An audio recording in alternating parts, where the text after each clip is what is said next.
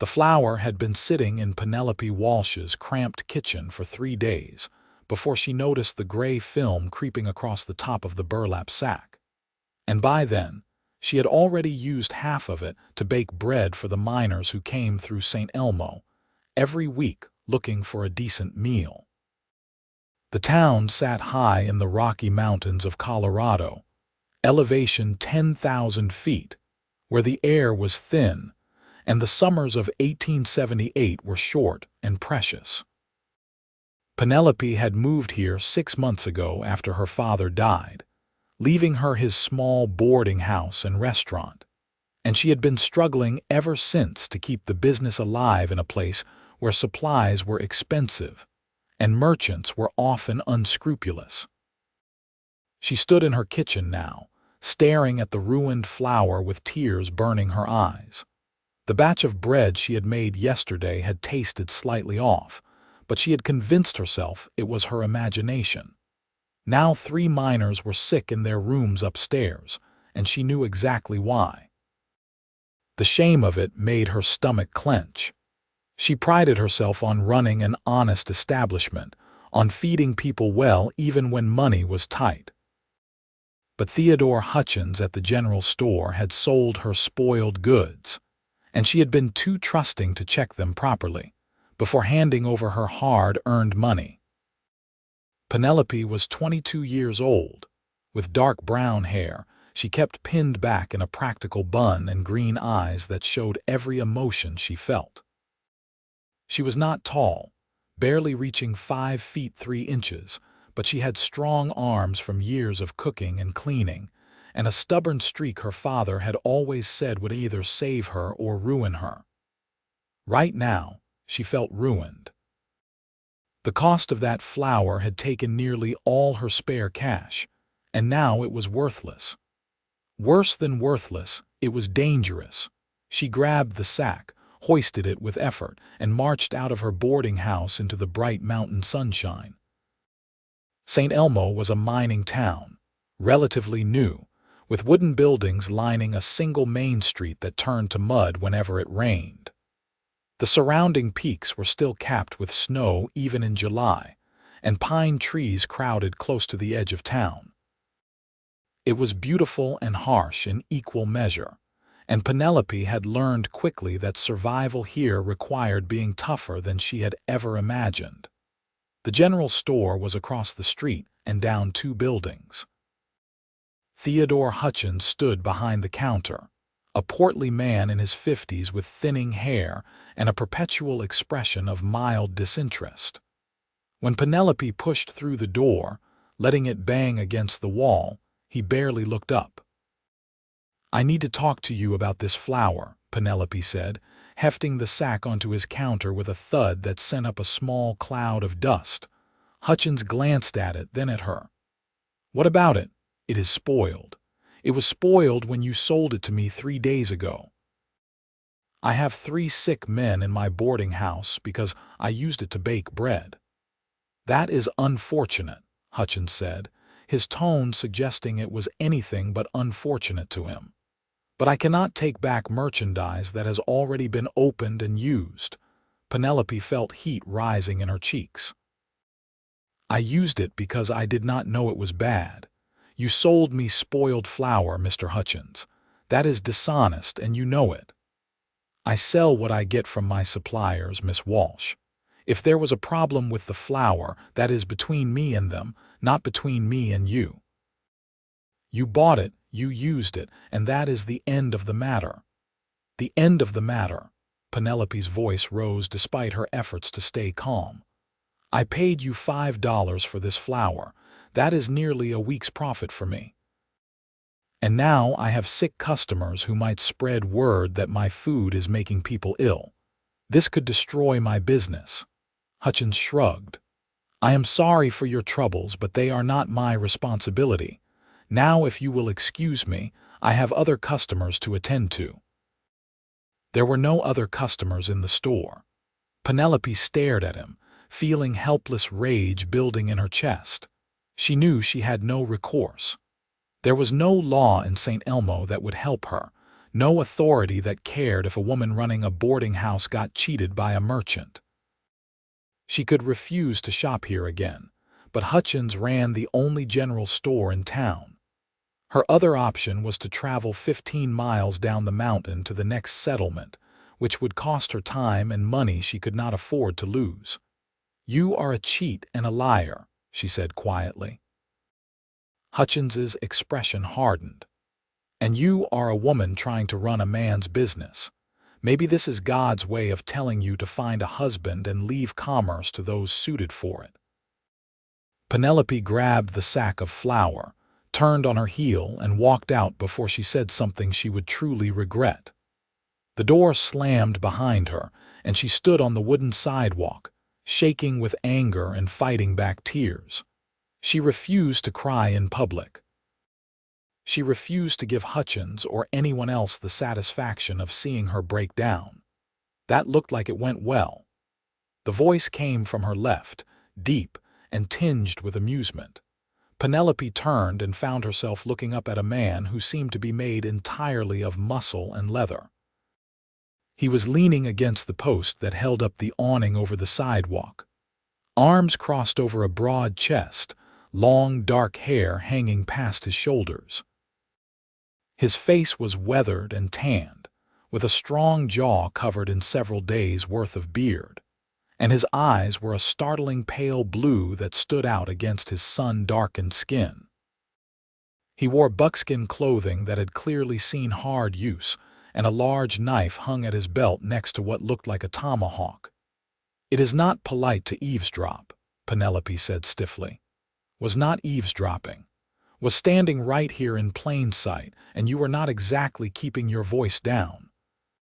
He pushed off from the post and took a step closer. He was tall, well over 6 feet, and built like he could wrestle a bear and win. "That flour spoiled." "Yes, not that it matters. Mr. Hutchins refuses to replace it or refund my money." The man nodded slowly, his eyes moving from her face to the store behind her. "Theodore Hutchins is a cheat. Everyone knows it. Most folks do not have much choice but to deal with him anyway. Are you trying to make me feel better? Because it is not working." A faint smile crossed his face.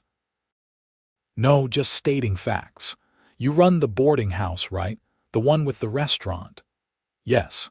And right now I have 3 sick miners upstairs because I trusted that flour was good. My reputation is going to be destroyed. Those miners work the Mary Murphy claim. I know them. They will not blame you once they understand what happened." He paused. "I am Ethan Anderson, Penelope Walsh." She shifted the sack of flour in her arms. It was getting heavy. "I appreciate your concern, Mr. Anderson, but I need to get back to my business." "You planning to throw that flour out?" "What else would I do with it?" "Let me have it." Penelope frowned. "Why would you want spoiled flour?" "Because I am going to take it back to Hutchins and make sure he understands that selling bad goods to people is not acceptable." Ethan held out his hands. "Give it here." "Mr. Anderson, I already tried to return it. He will not listen." "He will listen to me." There was something in Ethan's tone that made Penelope hesitate. He spoke with quiet certainty, as if there was no question that Hutchins would do exactly what Ethan wanted. She found herself handing over the sack. Ethan took it easily with one hand, as if it weighed nothing. "Wait here," he said, and walked into the general store. Penelope should have left. She should have gone back to her boarding house and tended to her sick customers and figured out how to salvage her business. Instead, she found herself standing on the sidewalk, watching through the store's dusty window as Ethan Anderson approached the counter. She could not hear what was being said, but she could see Hutchins's face go from dismissive to alarmed in the space of a few seconds. Ethan set the sack of flour on the counter with deliberate care. He was not shouting. He was not making threatening gestures. He was simply talking, leaning forward slightly, his expression calm and his posture relaxed. But Hutchins was backing up, hands raised slightly as if to ward off danger. The conversation lasted perhaps 2 minutes. Then Hutchins reached into his cash box and pulled out bills. He counted them, his hands shaking slightly, and pushed them across the counter. Ethan took the money, said something else that made Hutchins nod vigorously, and then turned and walked back out. "Here," Ethan said, handing Penelope $5. "That is what you paid, right?" Penelope stared at the money in her hand. "What did you say to him?" "I explained that you are under my protection now, and that if he ever sells you spoiled goods again, or charges you unfair prices, or treats you with anything less than complete respect, he will answer to me." Ethan's pale blue eyes met hers. "I also explained what answering to me would entail." He understood. "I do not need protection, Mr. Anderson. I can take care of myself. Can you?" His tone was not unkind, but it was direct. "You had no way to make Hutchins refund your money. You would have eaten that loss, maybe gone into debt, maybe lost your business. This is a hard place, Miss Walsh. It eats up people who do not have someone watching their back." Penelope wanted to argue, but he was right. She had been helpless against Hutchins's refusal, and she would have suffered for it. "Why would you do this for me? You do not even know me. I have eaten at your restaurant 3 times in the past month. Best food in St. Elmo, maybe best food in these mountains. Would be a shame if you went under because of a cheat like Hutchins." He started to turn away. "I told him I would be checking on your supplies from now on. He will not dare sell you anything but the best he has. Wait." Penelope touched his arm, then pulled her hand back quickly when she felt the solid muscle beneath the buckskin. "I cannot ask you to do that." "You did not ask. I offered. Actually, I did not even offer, I just did it. Consider it done." Ethan tipped his head slightly, a gesture that might have been a nod or a small bow. "Good day, Miss Walsh." He walked away before she could respond, his long strides carrying him down the street toward the edge of town where the forest began. Penelope watched him go, feeling confused and oddly unsettled. She had lived in St. Elmo for 6 months and had spoken to Ethan Anderson perhaps twice before today. Brief exchanges about what food she had available and how much it cost. She knew he was a mountain man, one of the trappers and hunters who lived in the high country and came into town only occasionally for supplies. She knew he had a reputation for being dangerous, though no one seemed to have specific stories about why. And she knew that in the space of 10 minutes, he had solved a problem she had thought unsolvable. She looked down at the $5 in her hand, then back at the general store where Theodore Hutchins stood visible through the window, looking pale and shaken. Then she turned and walked back to her boarding house, her mind full of questions she had no answers for. The miners recovered within a day, and when Penelope explained what had happened, they were understanding. One of them, a grizzled man named Tom who had been mining these mountains for 20 years, just laughed and said that everyone got cheated by Hutchins eventually. But word spread anyway, the way word always spread in small towns.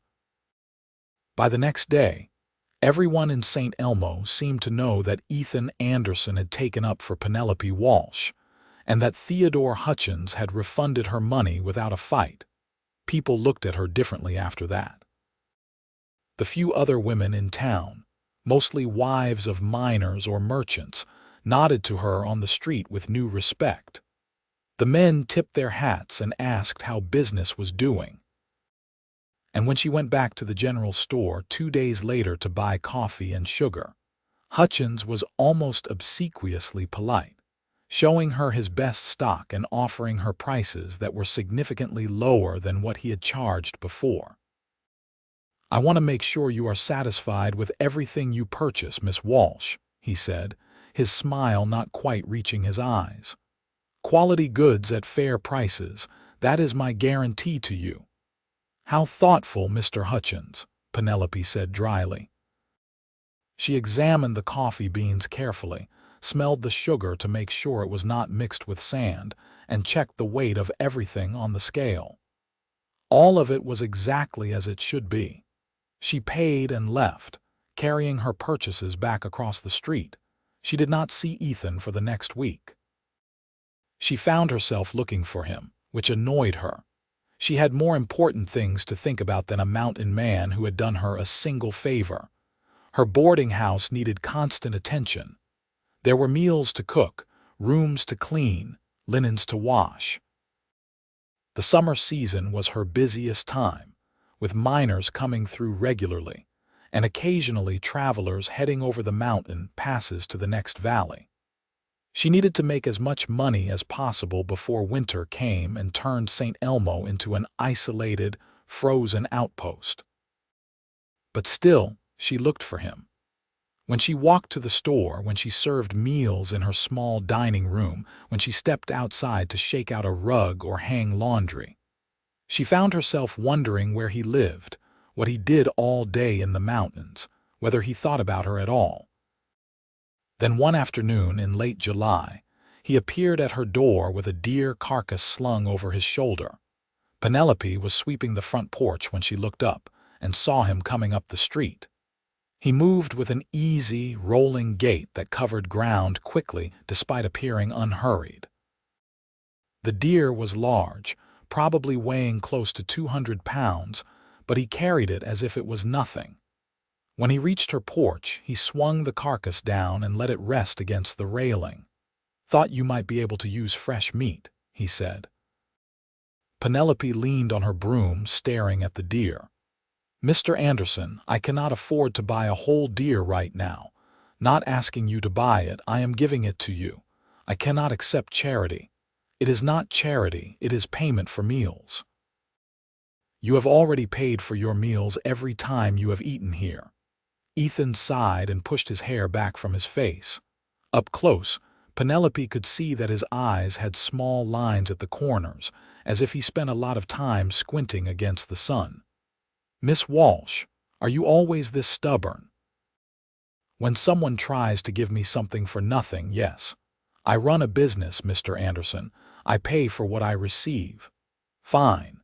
Then consider this an advance payment for meals I will eat in the future." He crossed his arms over his chest. "I plan to come by your restaurant at least twice a week from now on." "Will that cover the deer?" Penelope did quick calculations in her head. A deer this size would provide meat for weeks if she preserved it properly. She could serve venison steaks to her guests, make stews, sell portions to other families in town. It was worth far more than a few meals. "That seems like an unfair trade in your favor." "Then I will eat more. I have a good appetite." He was almost smiling now, just a slight curve at the corner of his mouth. "Do we have a deal?" She should refuse. She knew she should refuse, but fresh meat was expensive and she genuinely could use it. And there was something appealing about the idea of Ethan Anderson eating at her restaurant twice a week. "Very well. But I am keeping track, and you are not leaving without eating the full value of this deer." "Understood." He hefted the carcass again. "Where do you want it?" "I can butcher it for you if you have a place." Penelope led him around to the back of her building where she had a small shed. She kept her tools there, along with a heavy table she used for food preparation, when she needed more space than her kitchen provided. Ethan laid the deer on the table and pulled out his knife. "You do not have to do that," Penelope said. "I can butcher it myself. You know how to dress a deer. My father taught me. We lived in Missouri before moving here and we hunted for food regularly." Ethan looked at her with new interest. "All right then. Show me." It felt like a test. Penelope rolled up her sleeves, took her own knife from the shed's tool rack and set to work. She had done this dozens of times, and her hands remembered the motions even though it had been months since the last time. She made the initial cuts quickly and efficiently, peeling back the hide, removing the internal organs, separating the meat from the bone. It was messy work, but she did not hesitate or flinch when she glanced up. Ethan was watching her with an expression she could not quite read. "What?" she asked. "Nothing. Just impressed. Most women in town would have fainted at the sight of blood." "Most women in town do not have to run a business by themselves," Penelope said. She continued working, aware of his gaze on her. "My father always said that being squeamish was a luxury we could not afford. Your father sounds like he was a practical man." "He was. He died last winter, pneumonia. That is why I am here. He left me this property and I did not have anywhere else to go. No other family. No, my mother died when I was young. It was just my father and me for a long time." She paused in her work. "What about you, Mr. Anderson? Do you have family?" "Used to. Parents died when I was 15. Been on my own since then." "That is young to be alone." "Younger than you might think. I grew up in these mountains. My father was a trapper, taught me everything I know. When he and my mother died, I just kept doing what I had always done. Trapping, hunting, trading furs." He leaned against the shed wall. "Been 23 years now." Penelope did the math in her head. That made him 38, 16 years older than her. It seemed like a significant gap, though he did not seem old. Just weathered like the mountains themselves. They worked in companionable silence for a while, Penelope butchering the deer, and Ethan occasionally offering suggestions or handing her a tool she needed.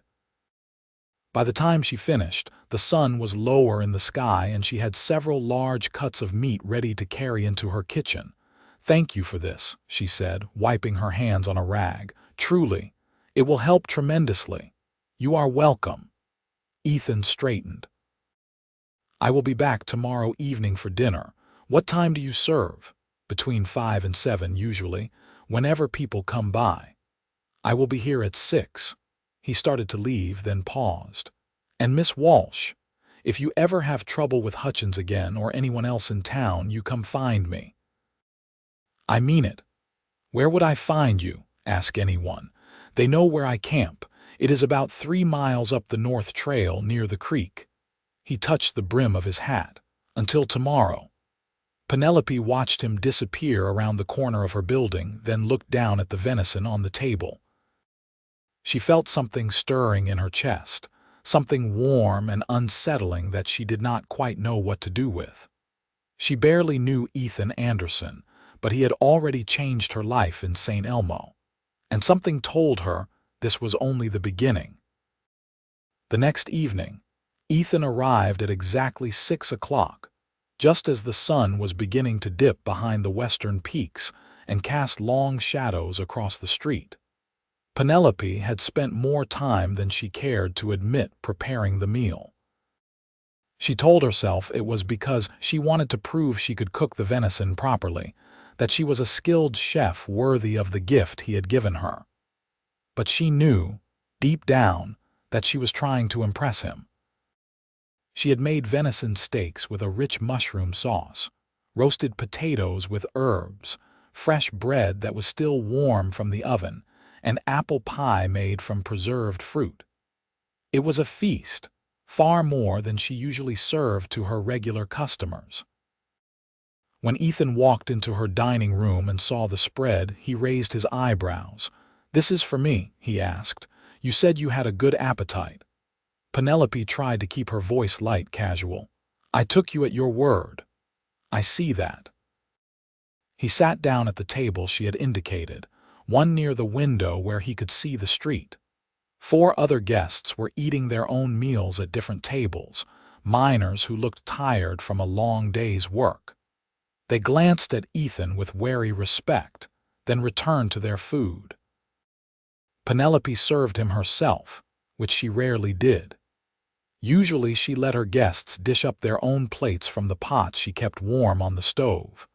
But tonight she brought Ethan his meal on her good china, the set her mother had brought from Pennsylvania when she married. She poured him coffee and set a pitcher of water beside his plate. "Thank you," he said, and the sincerity in his voice made her flush with pleasure.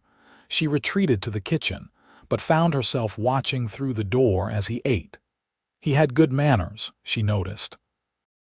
He used his utensils properly, did not talk with his mouth full, and wiped his face with his napkin. But he ate with enthusiasm, the way someone who truly appreciated good food would eat. When his plate was empty, he leaned back in his chair with a satisfied expression. Penelope emerged from the kitchen. "Would you like more?" "I would, but I do not think I can fit another bite. That was excellent, Miss Walsh. Best meal I have had in years." "Thank you." She began clearing his plate. "There is pie if you would like dessert." "Give me a few minutes to let this settle, and then yes, I would love pie." Penelope brought him a slice of apple pie a few minutes later, and this time she sat down across from him with her own cup of coffee. The other diners had finished and left, and the dining room was quiet except for the faint sounds of activity from the street outside. "You must get tired of cooking for everyone else," Ethan said between bites of pie. "Sometimes. But I enjoy it mostly. My father always said I had a gift for it." He was right. Ethan finished the pie and set down his fork. "So what made you and your father come to Colorado? Missouri is a long way from here." He heard about the mining opportunities. He thought we could make a good living running a boarding house in a mining town. And he was right for a while. Business was good when he was alive. She wrapped her hands around her coffee cup. "It has been harder since he died. Some people do not like the idea of a woman running an establishment alone. They think I should sell and go back east, find a husband." "Would you want that, to go back east?" "No, I have nothing back east. This is my home now, for better or worse." Ethan nodded slowly. "St. Elmo is not an easy place to make a life, especially alone, but you seem to be managing." "I am managing better now that Theodore Hutchins is selling me good supplies at fair prices," Penelope said with a small smile. "I have you to thank for that." "You do not need to keep thanking me. I did what anyone decent would have done. But no one else did. You did." She met his eyes across the table. "Why? I told you. Your food is good, did not want you to go out of business.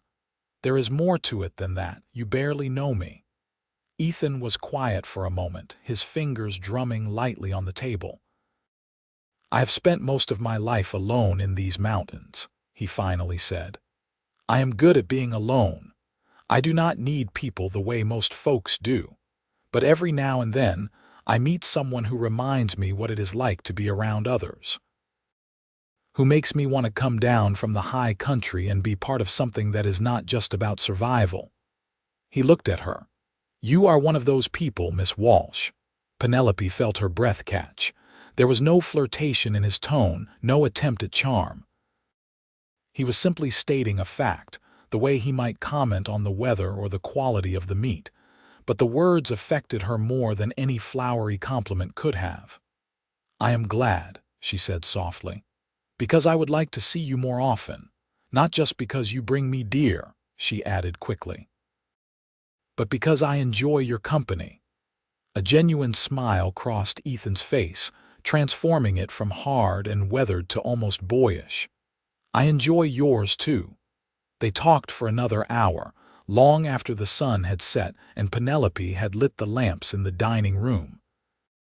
Ethan told her about his life in the mountains, about tracking elk through snow, about finding beaver dams and setting his traps, about the cabin he had built himself 10 years ago that sat at nearly 12,000 feet elevation. Penelope told him about learning to cook from her mother before she died, about the years of traveling with her father as he searched for the right place to settle, about her dreams of making her boarding house the finest establishment in the Colorado Rockies. When Ethan finally stood to leave, Penelope felt a pang of disappointment. "You will come back?" she asked, then felt foolish for sounding so eager. "Day after tomorrow," he promised, "and I will keep coming back as long as you will have me." "I will always have you," Penelope said, then blushed at how that sounded. I mean, you are always welcome here. Ethan's eyes crinkled with amusement.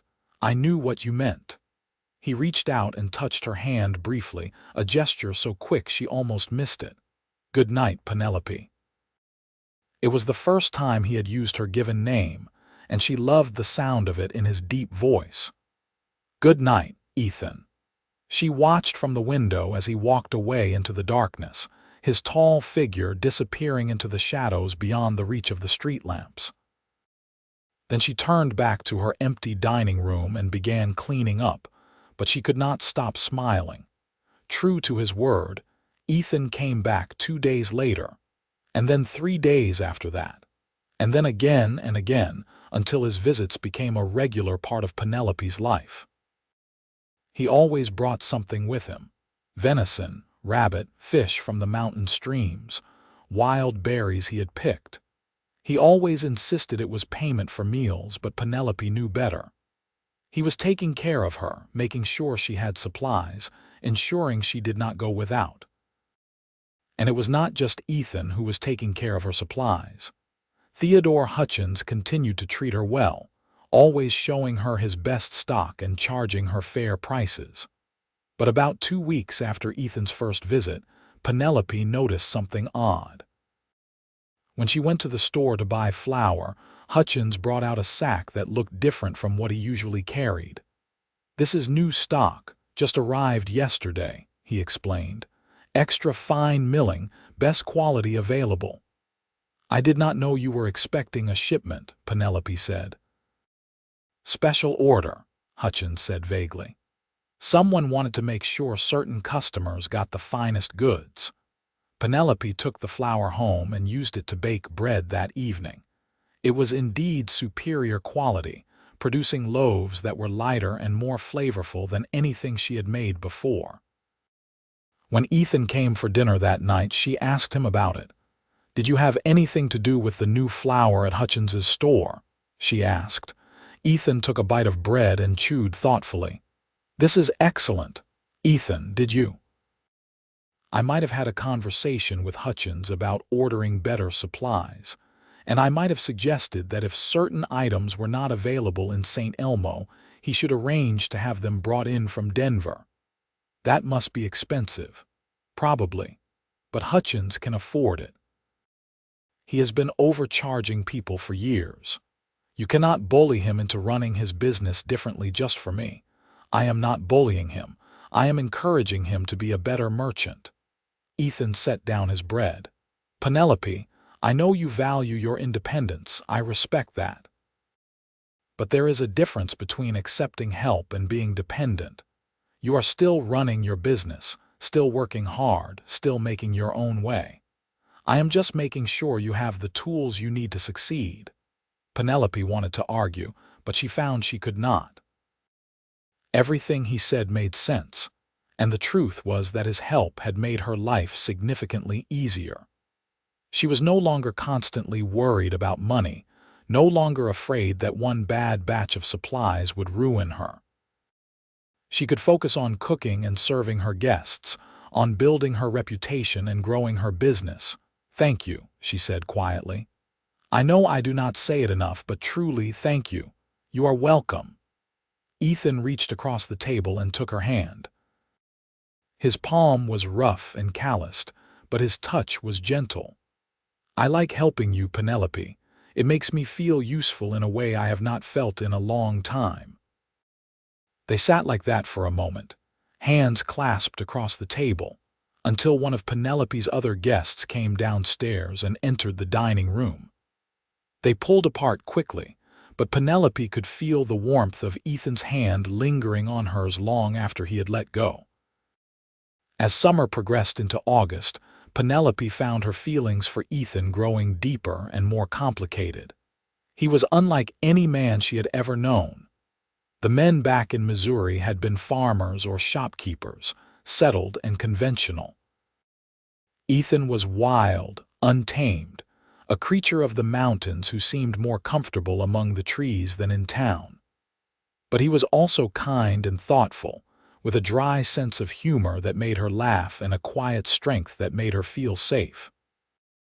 She began to look forward to his visits with an intensity that both thrilled and frightened her. She found herself preparing special dishes she thought he would like, wearing her better dresses on the days he was supposed to come by, fixing her hair with more care than usual. And she noticed that he seemed to be making an effort too. He always arrived clean, his long hair washed and tied back, his buckskin clothing brushed free of dust and debris.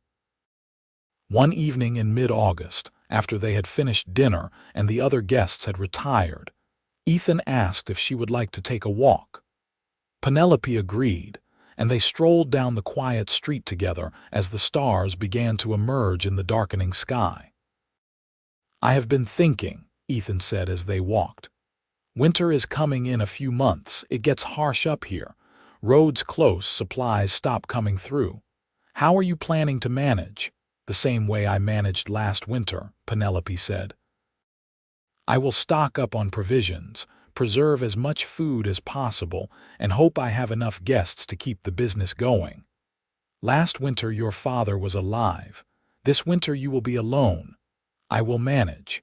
Ethan stopped walking and turned to face her.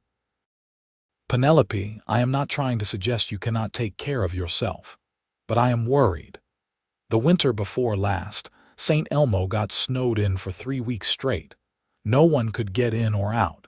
If something happened to you, if you got sick or injured, you would be trapped here with no help." "What are you suggesting?" "I am suggesting that you should not be alone, that you should have someone here with you." He paused. "I am suggesting that you should have me here with you." Penelope's heart began to beat faster. "What do you mean?" "I mean that I want to court you properly. I want to be with you, not just for meals twice a week, but every day. I want to help you run your business, keep you safe, make sure you have everything you need." He took her hands in his. "I know we have not known each other very long. I know I am not the kind of man most women would choose. I live rough, I have no formal education, and I am not wealthy, but I care for you, Penelope, more than I have cared for anyone in a very long time." "Ethan," Penelope breathed. She could barely think, could barely process what he was saying. "I care for you too, so much, but this is so sudden." "Is it? We have been seeing each other regularly for over a month. I feel like I know you better than I have known anyone, and I think you know me too." His blue eyes searched her face. "Am I wrong? Do you not feel what I feel?" "No, you are not wrong. I do feel it." Penelope squeezed his hands. "I just want to be sure. This is my business, my livelihood, my entire life. If we do this, if we move forward together, I need to know you are committed. I need to know you will not wake up one day and decide you miss living alone in the mountains." "I will not," Ethan said firmly. "I've lived alone for 23 years, Penelope. I've had more than enough time to appreciate solitude. What I want now is to share my life with someone, with you." "Then yes," Penelope said, feeling tears sting her eyes. "Yes, I want you to court me. I want you to be part of my life." Ethan pulled her close and wrapped his arms around her. He was so much larger than she was, so solid and strong, that she felt completely enveloped by his embrace. She pressed her face against his chest and breathed in the scent of him, leather and wood smoke and pine trees and something uniquely his own. "I will take care of you," he murmured into her hair. "I promise, Penelope, I will always make sure you have what you need." "I know," she whispered back. "You have already proven that." They stood together in the middle of the street, holding each other as the stars wheeled overhead and the mountain wind whispered through the pines. And Penelope felt, for the first time since her father died, that she was not alone anymore. The courtship that followed was both traditional and unconventional. Ethan began spending more time in town, though he still disappeared into the mountains for days at a time to check his trap lines and hunt. When he was in St. Elmo, he stayed at Penelope's boarding house, taking one of her rooms like a regular guest, but helping with tasks around the property that she had struggled to do alone. He repaired the leaking roof over the kitchen, fixed the broken step on the front porch, and built a larger woodshed to hold fuel for the coming winter. Word spread quickly that Ethan Anderson was courting Penelope Walsh, and the reaction from the townspeople was mixed. Some were happy for her, saying she deserved a good man who would help with the business. Others were skeptical, suggesting that a mountain man was too wild to settle down, that he would break her heart and leave her worse off than before. Theodore Hutchins, predictably, said nothing to Penelope's face but was rumored to be displeased, though whether that was because he had lost his ability to cheat her or for some other reason, she did not know. Penelope found that she did not care what others thought. For the first time in months, she was truly happy. Ethan made her laugh with stories of his adventures in the wilderness. He listened when she talked about her dreams for the boarding house. And he was affectionate in small, meaningful ways. A hand on her back as he passed her in the kitchen, a gentle kiss on her forehead when he left for the mountains, a wildflower picked and left on her pillow. In early September, Ethan brought her something different than the usual game or berries. He arrived at her door carrying a heavy canvas pack that clinked when he set it down. "What is this?" Penelope asked. "Open it." She untied the pack and looked inside. It was filled with mason jars, dozens of them, all different sizes. "Where did you get these?" "Denver. I went down there yesterday to sell furs and used the money to buy these. Figured you would need them for preserving food for the winter." Penelope looked up at him, feeling overwhelmed. Mason jars were not cheap, and he had bought enough to fill her entire pantry. "Ethan, this is too much." "No, it is exactly right. You are going to need to preserve everything you can before the snow comes. Vegetables, fruits, meats, everything. These will let you do that." He crouched down beside her. "I have been thinking about the winter, about what you will need. We should start stocking up now. I can hunt and bring you meat to preserve. We can buy vegetables from the farms in the lower valleys before the roads close. You can make jams and pickles and anything else that will keep." "We," Penelope said softly. "We," Ethan confirmed. "I told you, Penelope, I am not going anywhere. This winter, next winter, all the winters after that, I am here." Penelope set down the pack and threw her arms around his neck. "I love you," she said, the words spilling out before she could think about them. "I know it is too soon to say that, and I know we should wait, but I do. I love you, Ethan." Ethan held her tight, his face buried in her hair. "It is not too soon," he said. "And I love you too, have for weeks now, just did not know how to say it." They stayed like that for a long moment, wrapped in each other's arms before Penelope pulled back and wiped her eyes. "So what do we do now?" "Now we start preparing for winter and we start planning our future." Ethan smiled. "Because I want a future with you, Penelope Walsh, a long, full future. I want that too." Over the next 6 weeks, Penelope and Ethan worked together to prepare for the harsh Colorado winter. Ethan hunted constantly, bringing back deer, elk, and even a bear that provided gallons of rendered fat for cooking. Penelope spent long days canning and preserving, filling jar after jar with meat, vegetables, fruits, and everything else she could think of.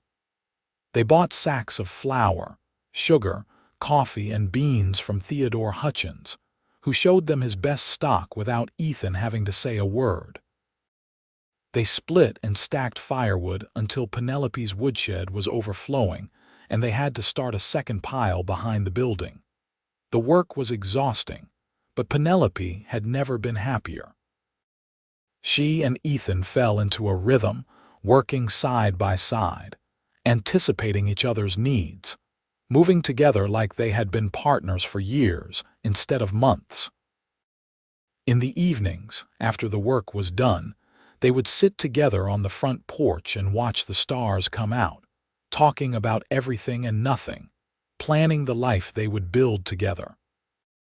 One night in late October, as the first real snow of the season began to fall, Ethan turned to her and said, "Marry me." Penelope looked at him, snowflakes catching in his long dark hair, his pale blue eyes reflecting the lamplight from inside the house. "What? Marry me?" "Not next spring, not when the roads open again, but now. This week. Before winter really sets in and we get trapped here." He took her hands. "I do not want to wait anymore, Penelope. I want you to be my wife.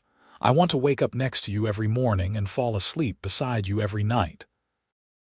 I want to build a life with you right here in this boarding house in this town. Say yes." "Yes," Penelope said, laughing and crying at the same time. "Yes, of course, yes. I would marry you tomorrow if we could." "We can," Ethan said. "There is a minister who comes through town once a month. He is supposed to arrive tomorrow. We could ask him to perform the ceremony before he leaves." "That's soon." "Why wait? We know what we want. We know how we feel.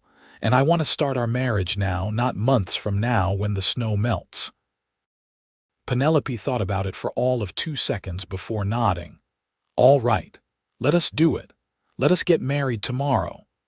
They were married the next afternoon in the dining room of Penelope's boarding house, with a dozen townspeople as witnesses. Penelope wore her best dress, a dark blue cotton that her father had bought for her 2 years ago. Ethan wore clean buckskin pants and a white shirt that one of the miners had loaned him, and he had trimmed his beard and tied back his hair.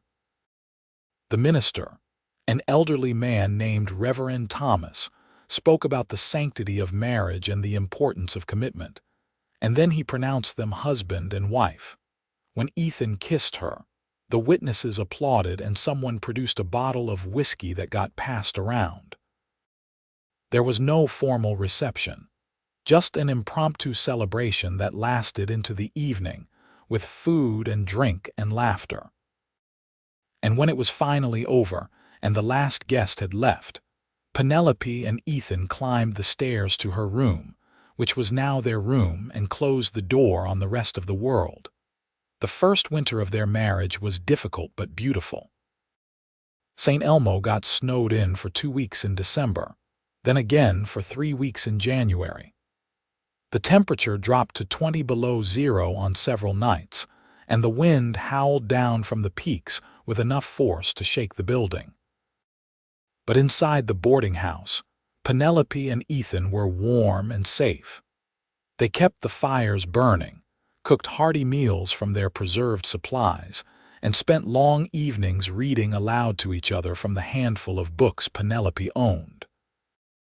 Their guests during the winter were few, mostly miners who had chosen to stay in St. Elmo rather than descend to lower elevations.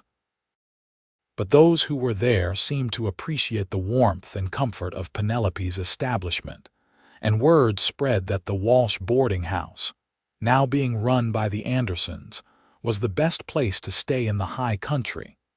Ethan proved to be an excellent partner in running the business.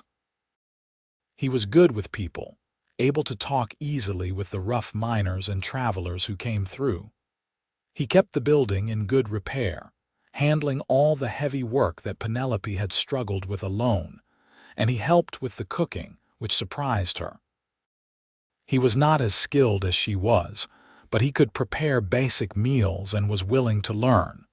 More importantly, he continued to ensure they had supplies.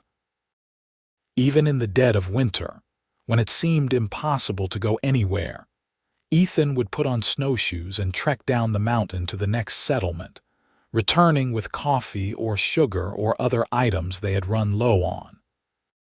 He also hunted, tracking game through the deep snow and bringing back meat that kept their guests fed and satisfied. "How do you do it?" Penelope asked him one night as they lay in bed, listening to the wind outside. "How do you manage to find what we need no matter what the conditions are?" "I know these mountains," Ethan said simply. "Been living in them since I was born. I know where the game goes in winter, where the sheltered valleys are, which passes stay open the longest. It is just a matter of using what I know." You are remarkable. I am practical. There is a difference. You are both. Penelope snuggled closer to him, feeling the warmth of his body against hers. I do not know what I would have done this winter without you. I probably would have run out of supplies by January. You would have figured something out. You are tougher than you think. Ethan kissed the top of her head. But I am glad I am here anyway. I like taking care of you. Makes me feel like I have a purpose beyond just surviving.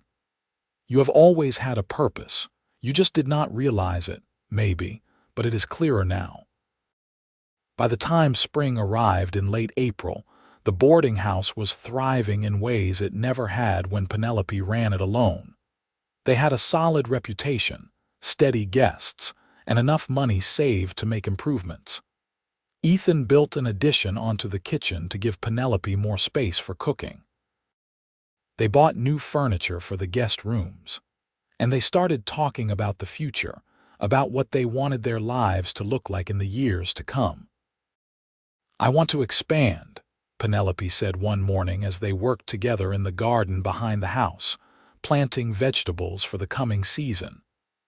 I want to add more rooms, maybe build a separate dining room that can seat 20 or 30 people. I want this to be the premier establishment in the Colorado Rockies. We can do that, Ethan said.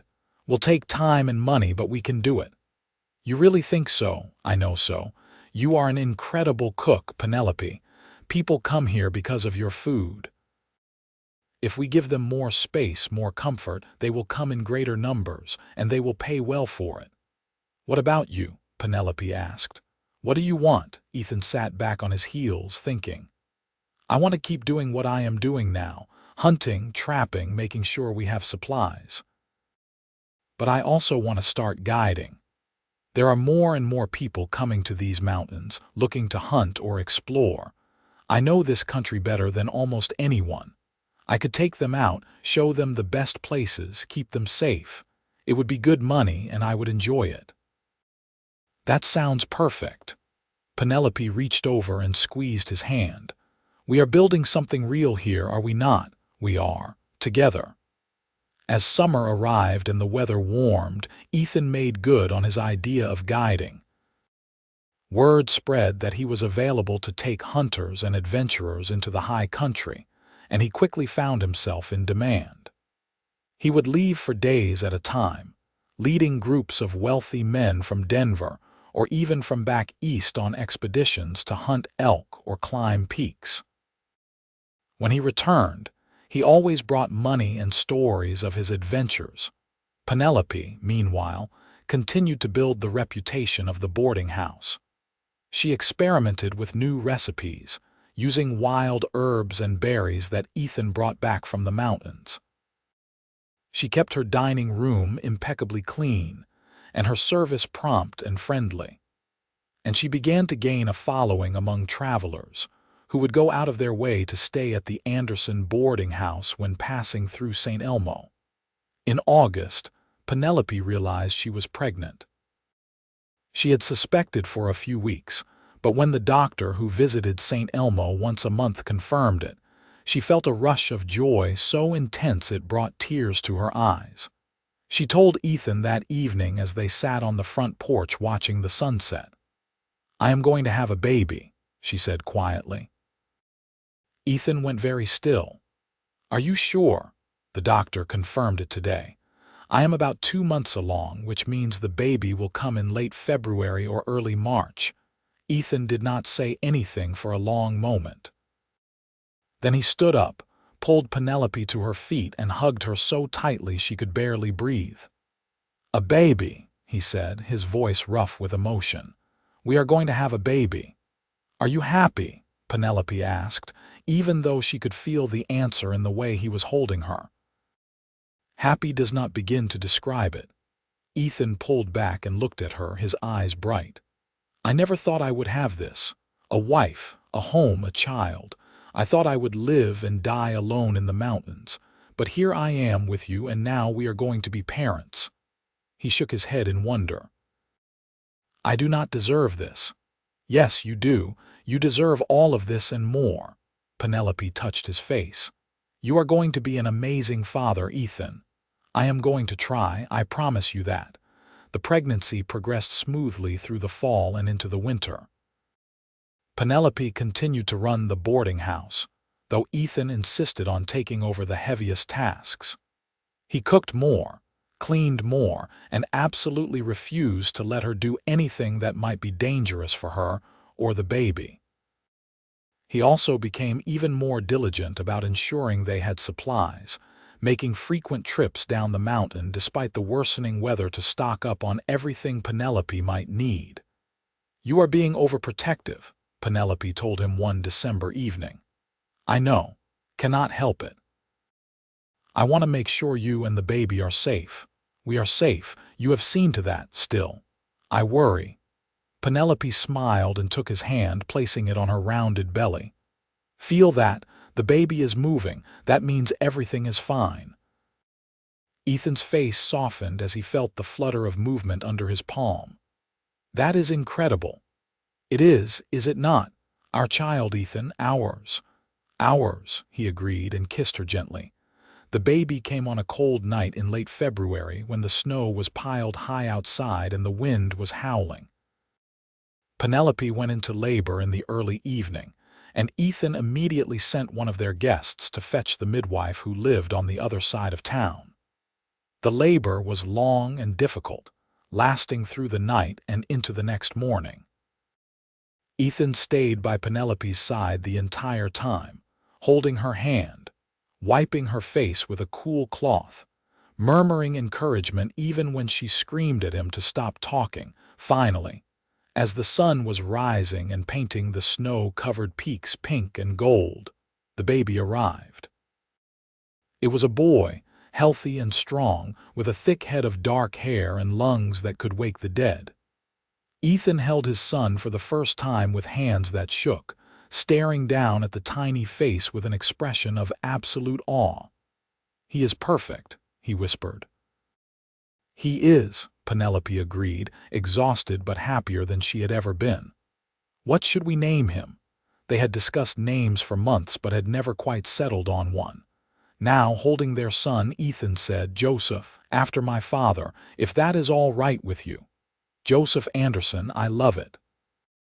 Little Joseph proved to be a demanding baby, waking frequently to nurse and crying loudly when he was unhappy. But Penelope and Ethan adapted quickly, taking turns soothing him, learning his rhythms, marveling at every tiny change and development.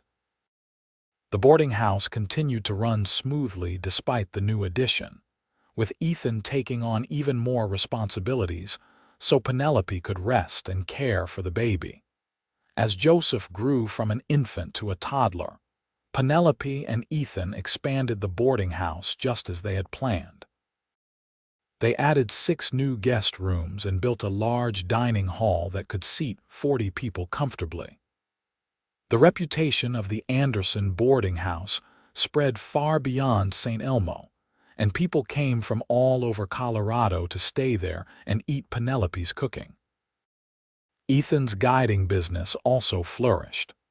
He had become known as one of the best mountain guides in the Rockies, able to take clients to places no one else could reach and keep them safe, even in dangerous conditions. The money he earned allowed them to make further improvements to the property and to save for the future. By the time Joseph was 3 years old, in the summer of 1882, the Andersons were the most successful business owners in St. Elmo, but they had not forgotten their roots. Penelope still personally supervised every meal that left her kitchen, ensuring the quality that had made her famous. And Ethan still checked on supplies regularly, making sure Theodore Hutchins never tried to cheat them or anyone else in town.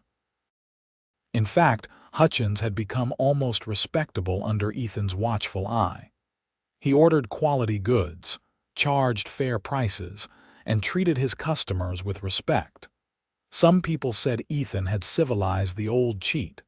Others said Ethan had just scared him straight. Either way, the people of St. Elmo benefited.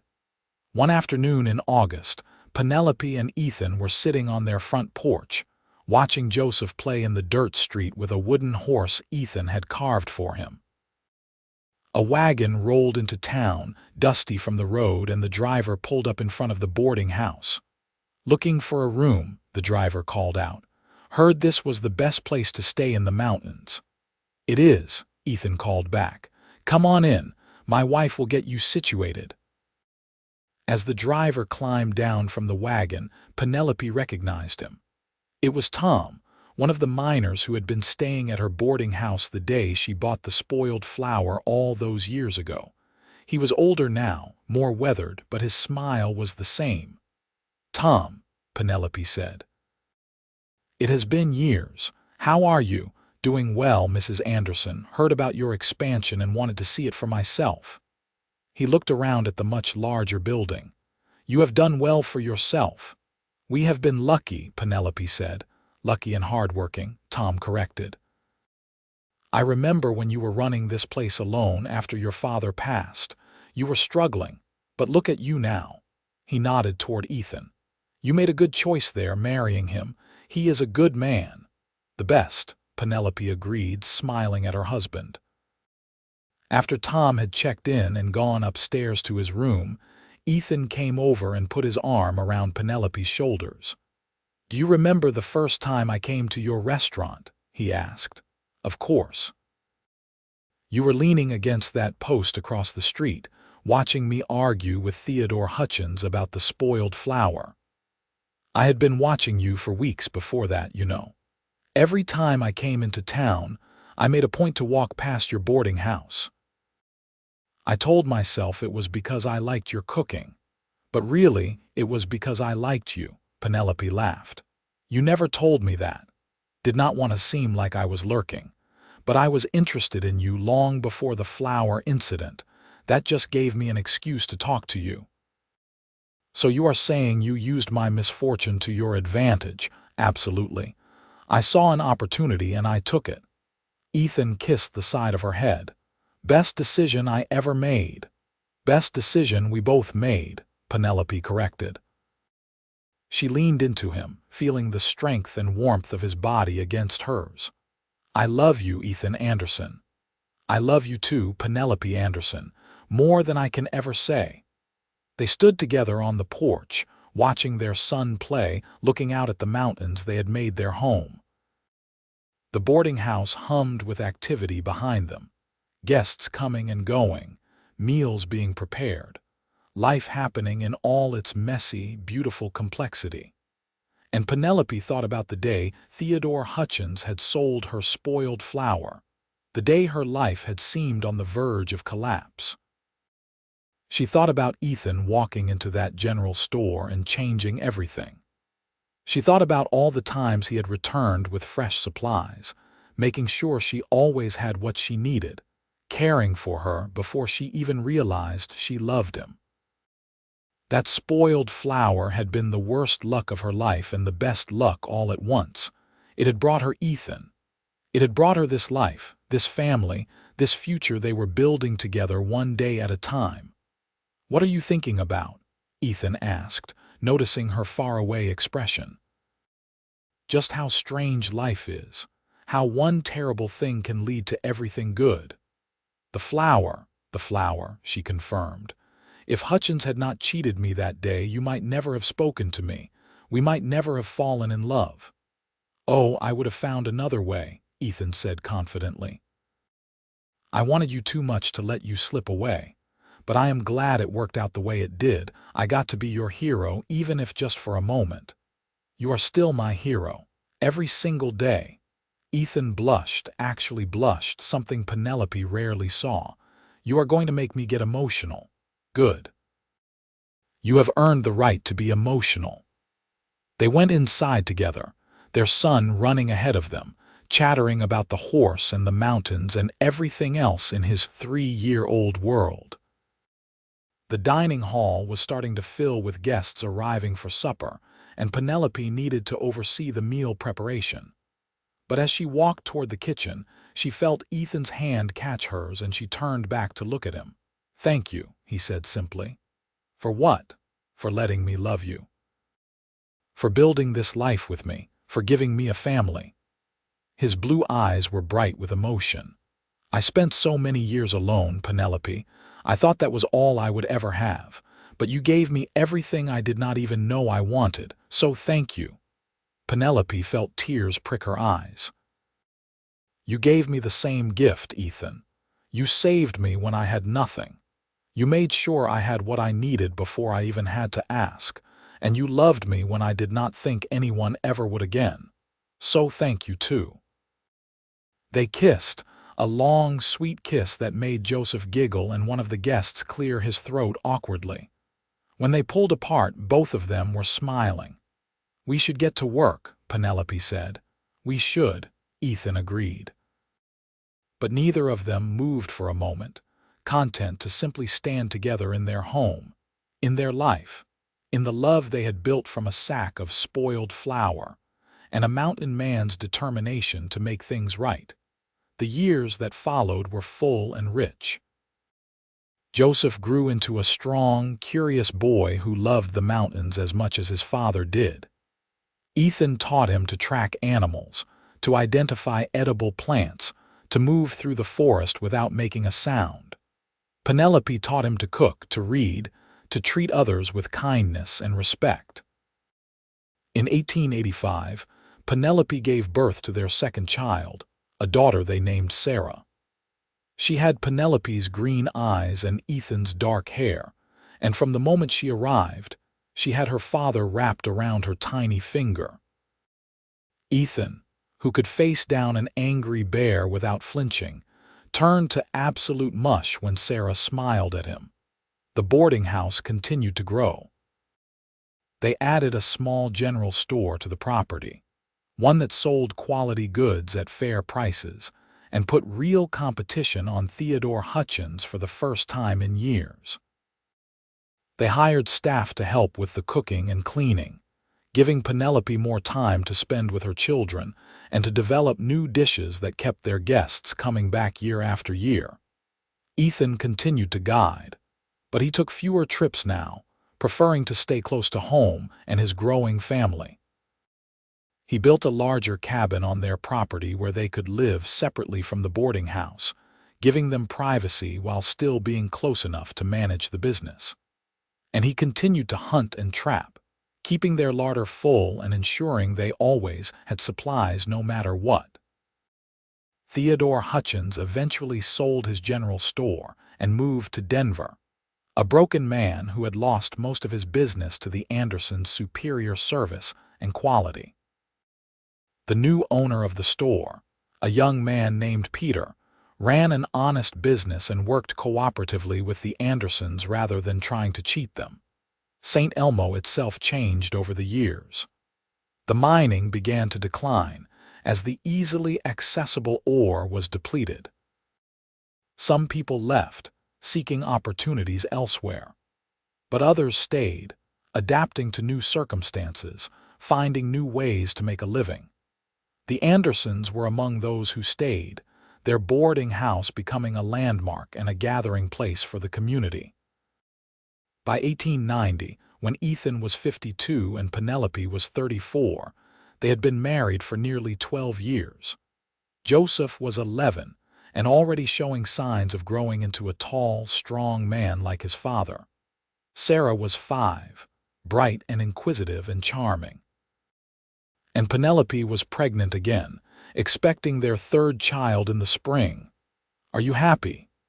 Ethan asked her one evening as they sat on the porch of their cabin, watching the sun set behind the western peaks.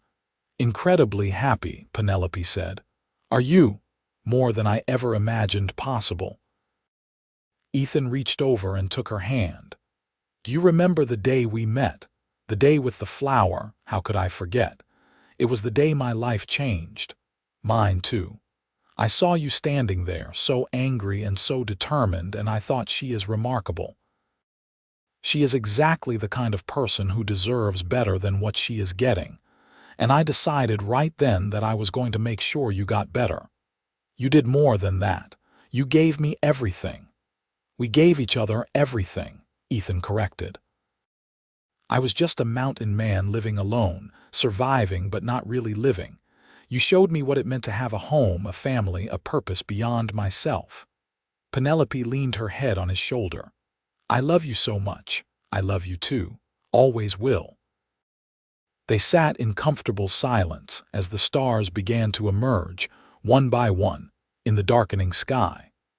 From inside the cabin, they could hear Joseph and Sarah playing some game that involved a lot of laughter and occasional shrieks of mock outrage. It was the sound of childhood, of innocence, of safety and love. "I hope our children never have to struggle the way we did," Penelope said softly. "They will struggle. Everyone does. But they will have something we did not have when we were young. They will have two parents who love them and each other, who will support them no matter what, who will make sure they always have what they need." Ethan squeezed her hand. "That is what I promised you that first day, remember? That I would make sure you always had fresh supplies, always had what you needed. And I have kept that promise. You have. Every single day." The third baby arrived in March of 1891, another son they named William. He was a calm, peaceful baby, unlike Joseph, who had been demanding, and Sarah, who had been restless. William seemed content to simply observe the world around him, his dark eyes taking in everything with quiet interest. With 3 children, the Andersons had to adjust their routines once again.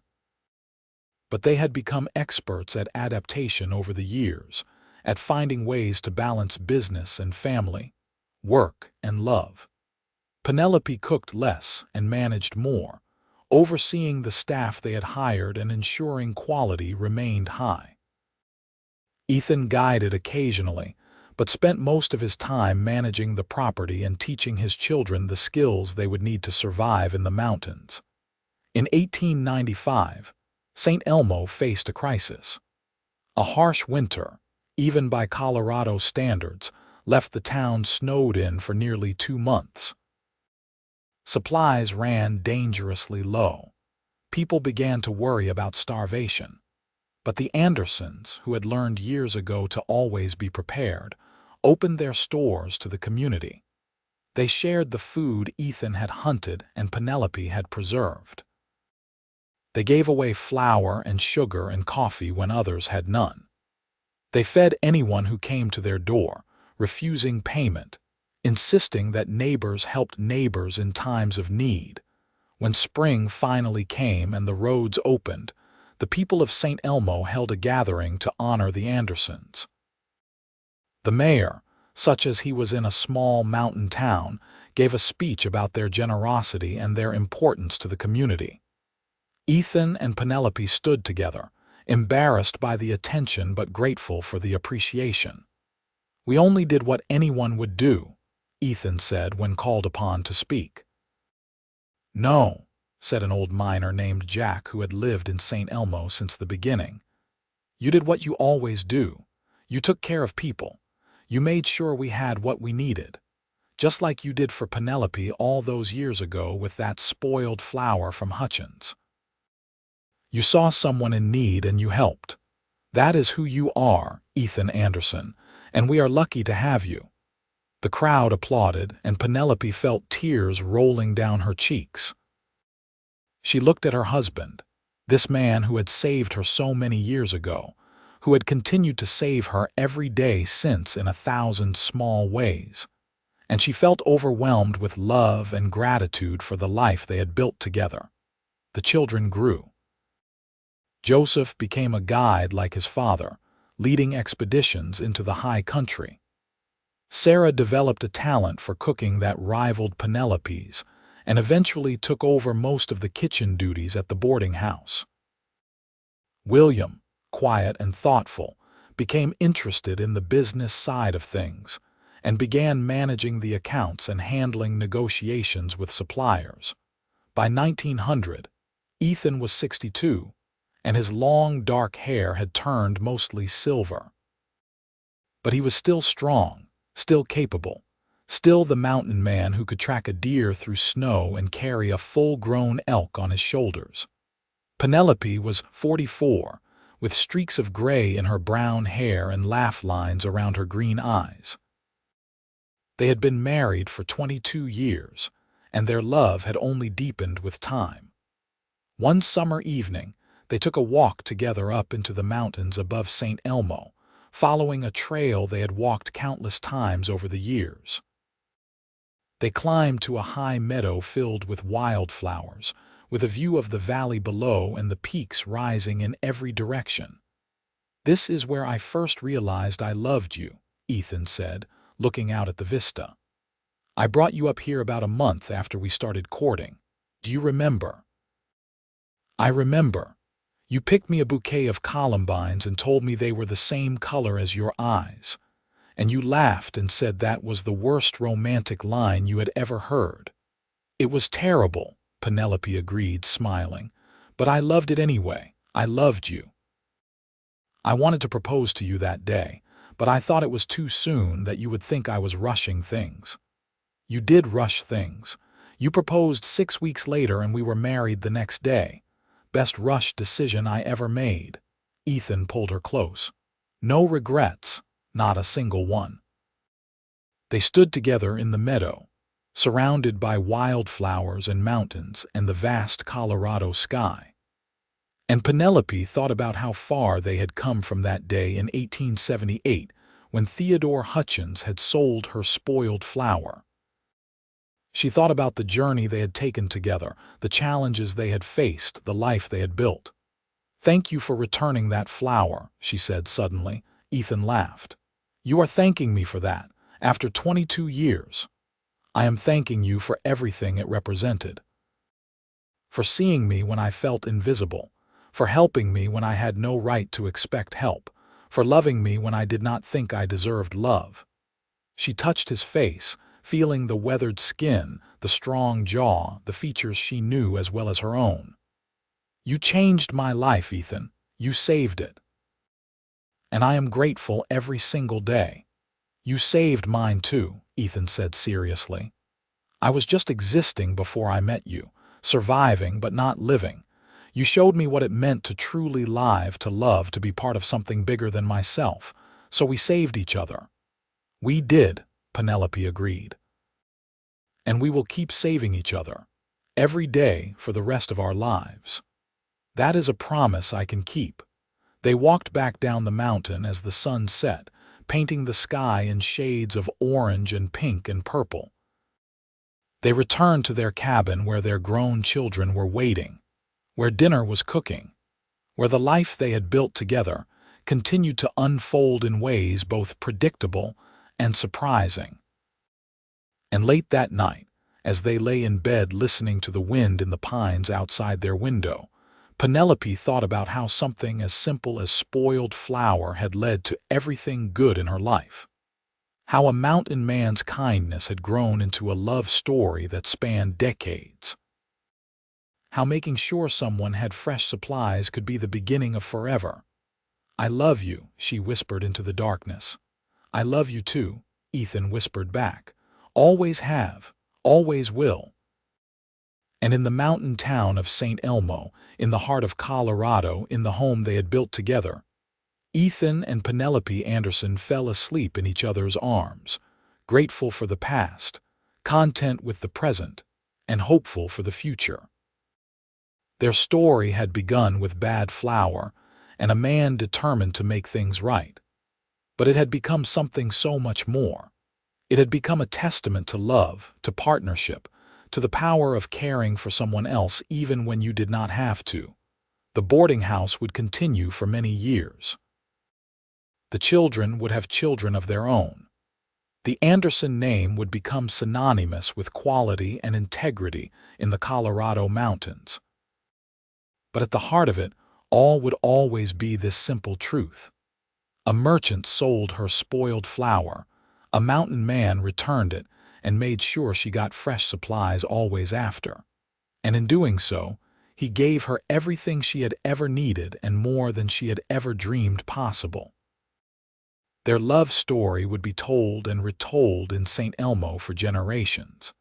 A reminder that sometimes the greatest loves begin with the smallest acts of kindness, and that taking care of someone can be the most romantic gesture of all.